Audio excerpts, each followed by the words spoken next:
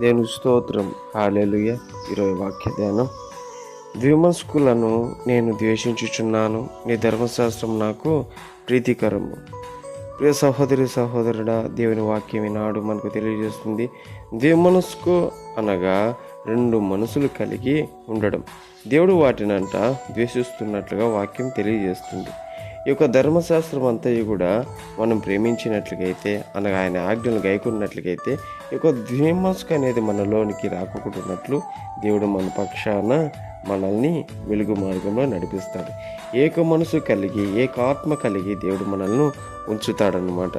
నిన్వెచ్చమైన స్థితిలో ఉండేటటువంటి వారందరూ కూడా ద్విమనస్కులుగా ఉంటారనమాట. కనుక మనము ఏకైక దేవుని ఎరిగి ఉన్నటువంటి నీవు నేను కూడా ఏక మనసు కలిగి, ఏక ఆత్మ కలిగి ఆయన మనము వేడుకుందాం. దేవుడి మాటలు దీవించును గాక.